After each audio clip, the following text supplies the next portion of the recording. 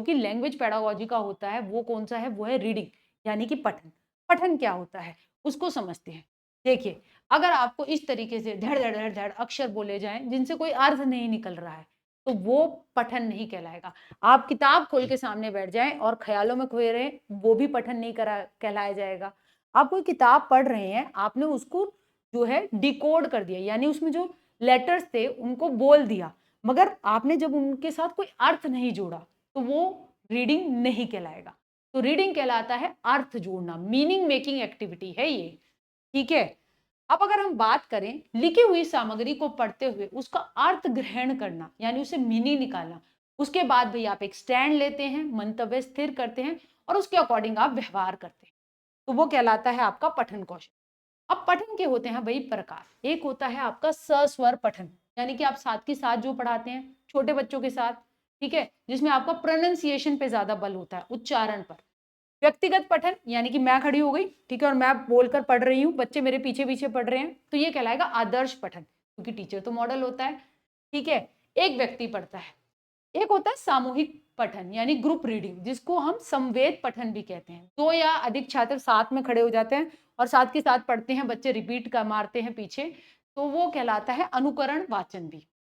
मौन पठन, मन ही मन पढ़ना, साइलेंट रीडिंग, बड़े बच्चों के लिए ज्यादा हेल्पफुल होता है। तीसरी क्लास से हमें प्रमोट करना चाहिए कि बच्चे मन ही मन पढ़ें।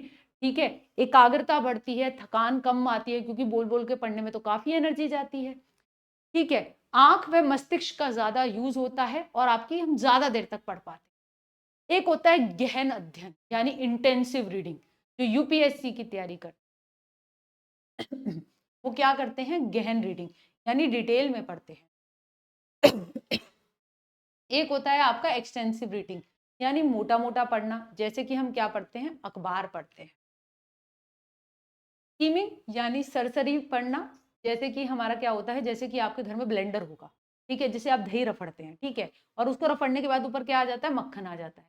ऐसे ही अगर आपने कोई किताब देखी, उसको रफड़ा यानी कि उसके पन्ने पलटे और आपने कहा इसका मुख्य सार ये है, तो वो मुख्य सार निकल कर कहाँ से आता है, वो निकल कर आता है आपका स्कीमिंग से। स्कैनिंग का मतलब क्या है, स्कैन, जैसे कि हम मेट्रो में जाते हैं तो आपको स्कैन किया जाता है ना, कोई बम बम तो नहीं लेके जा रहे, तो ऐसे स्कैनिंग रीडिंग में हम देखते हैं बारीकी पठन, हम एक शब्द को खोज रहे होते हैं, जैसे हम डिक्शनरी में किसी शब्द के अर्थ को खोज रहे हो, जैसे कि हम क्या कर रहे हो, हाँ, जैसे कि हम मान लीजिए फोन की डायरेक्टरी में, मैं एक मेरी फ्रेंड है ज्योति राणा, मैं बहुत सारी ज्योति हैं ना, आपको पता है ज्योति बहुत ही होती है, तो मैं उसका नंबर जब खोजती हूँ तो मैं स्कैनिंग कर रही होती हूँ कि मेरे को ज्योति राणा का ही नंबर ढूंढना है, कहीं और ना मिल जाए।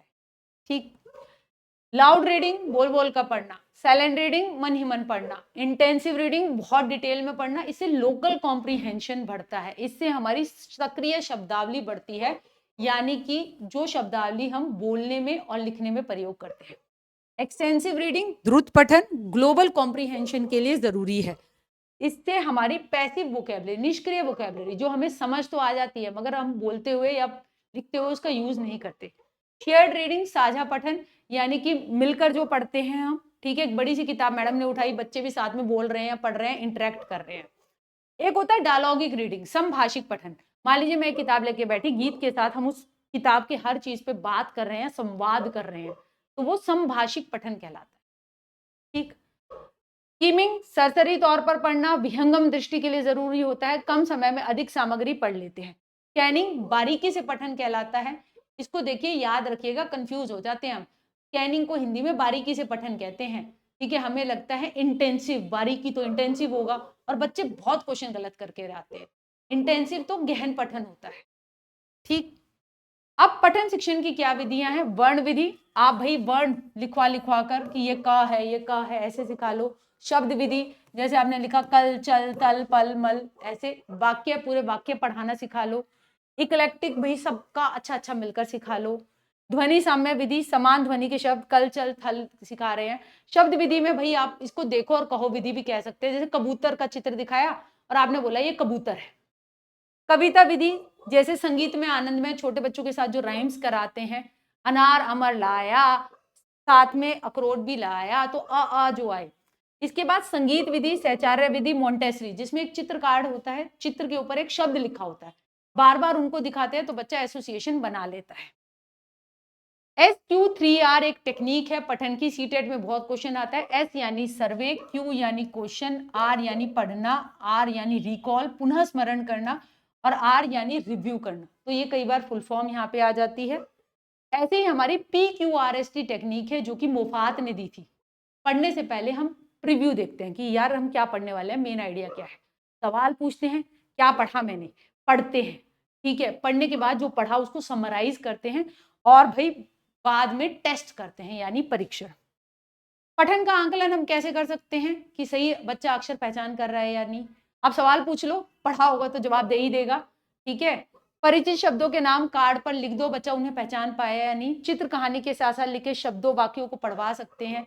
पढ़ी हुई सामग्री से मुख्य बातें पूछवा सकते हैं, ठीक है। सीखे शब्द का प्रसंग के अनुसार प्रयोग करवा सकते हैं। तो भाई है पढ़ना, पढ़ते रहिए, ठीक है। तो उम्मीद करती हूँ एक पठन का टॉपिक आपको अच्छी तरीके से आपको समझ में आ गया होगा। पढ़िए इस पीडीएफ को, अर्थ बनाइए, अर्थ से पढ़ाते हैं, अर्थ की ही बात करते हैं, अंडरस्टैंडिंग पे काम करते हैं।